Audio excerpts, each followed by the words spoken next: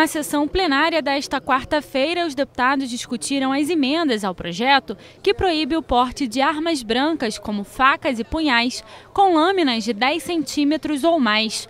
O projeto do deputado Geraldo Pudim prevê multas que variam de R$ 2.400 a R$ 24.000 para quem importar esses objetos.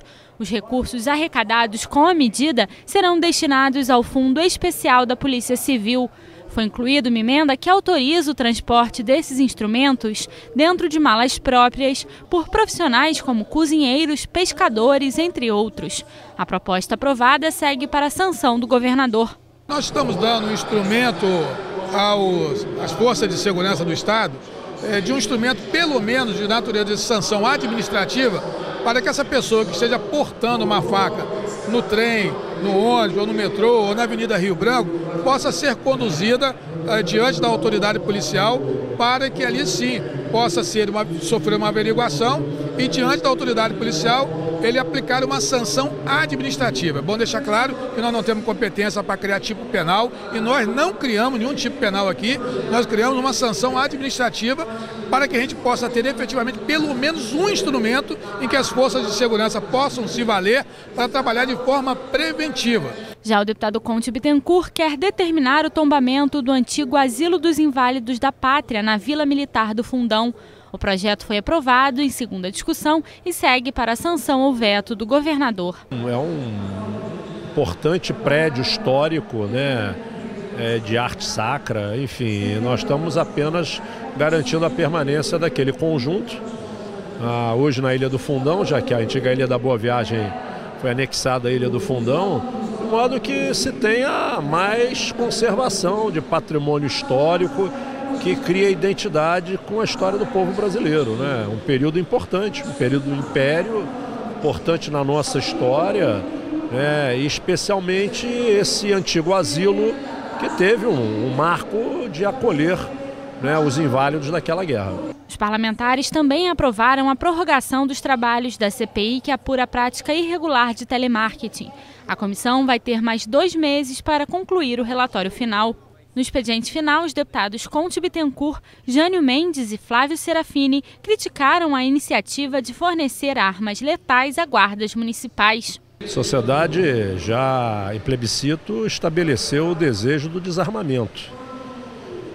Eu entendo que esse debate merece um aprofundamento maior. Ele não pode ser motivado só por esse sentimento que todos nós temos hoje de insegurança. A Guarda Municipal tem um papel, né, ordem urbana, zeladoria dos próprios municipais. Será que o melhor instrumento de enfrentamento para esse papel é arma de fogo ou são as armas não letais? Qualificar mais esse guarda, dar mais preparo, ampliar o seu papel, mas dentro de ferramentas que não precisam ser as ferramentas letais como uma arma de fogo. É um debate que precisa ser tomado aqui pela casa. Eu vou provocar a Comissão de Segurança da Casa para um debate, convidando os prefeitos que estão anunciando aí um possível armamento para a Guarda Municipal, chamando secretários de Segurança Municipal, autoridades, para a gente ver.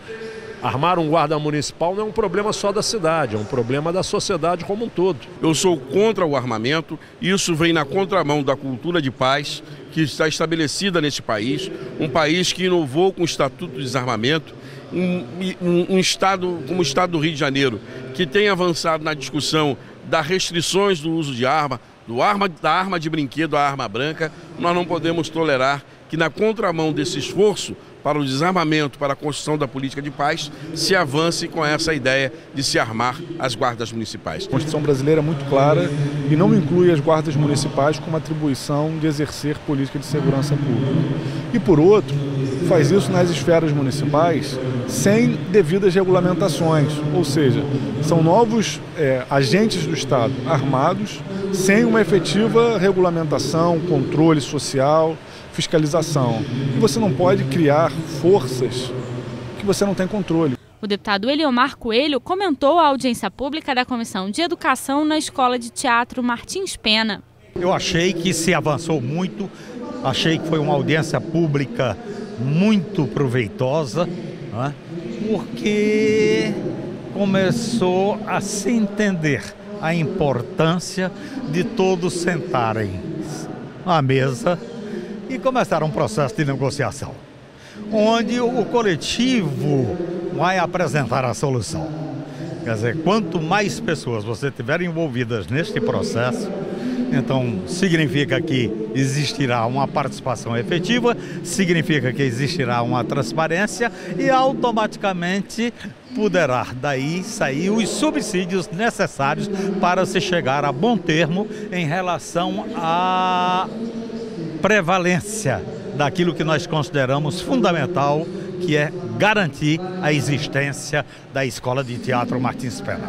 O deputado Jorge Felipe Neto pediu a abertura de uma CPI para investigar a FERJ, a Federação de Futebol do Rio de Janeiro. Primeiramente, a CPI para investigar a Federação de Esporte do Rio de Janeiro vai ter como escopo abrir as contas da federação. Afinal, os clubes recebem incentivos fiscais, recebem aportes financeiros, estão devendo à União, aos estados, aos municípios. Enfim, a gente vai ter que avaliar toda essa caixa preta, abri-la e ver exatamente o que tem de irregularidade. O deputado Valdec Carneiro falou sobre uma ação do Exército que pretende desalojar moradores da aldeia Imbuí, em Niterói. 32 famílias que vivem no Forte Imbuí, dentro de uma área militar do Exército Brasileiro, famílias centenárias naquele local. Aliás, chegaram lá antes do Exército, né? Registram-se nascimentos ali a partir do final do século XVIII, embora a história oficial aponte que seja 1886, quando a chegada dos primeiros moradores, mas ainda assim é um período que antecede a presença do Exército. Essas famílias têm uma trajetória, têm uma história, têm um vínculo cultural, afetivo, e agora o Exército deseja desalojá-las. Não é a primeira tentativa. No passado essa situação aconteceu, mas foi possível. Sob a gestão do então ministro da Defesa, Nelson Jobim, celebraram uma pactuação que envolveu inclusive o Comando Militar do Leste e que reconheceu o direito dessas famílias permanecerem no local. Entretanto, muito recentemente, uma sentença do Supremo Superior Tribunal de Justiça, do STJ, foi lavrada, foi expedida, determinando que essas famílias saíssem de lá no prazo muito exíguo. Ou seja, apesar da pactuação, o Exército deu sequência a essa ação judicial. O deputado doutor Giulianelli demonstrou preocupação com os impactos da crise econômica das grandes montadoras na região sul-fluminense. O fato de termos uma arrecadação muito grande, oriundo da indústria do automóvel, colocou, como eu digo, todos os ovos na mesma caixa. Tudo que se criou lá, se criou em função do automóvel. E com a crise, a dificuldade da indústria automobilística afeta diretamente e significativamente toda a economia. Há necessidade de se diversificar essas indústrias, essas fontes econômicas, turismo, que sempre foi uma vocação daquela região, a própria agropecuária, o setor de logística, o Resende, Volta Redonda, Tatiás estão ligados, estão mais ou menos no meio entre Rio, São Paulo e Belo Horizonte, então a indústria de logística seria muito favorecida na região.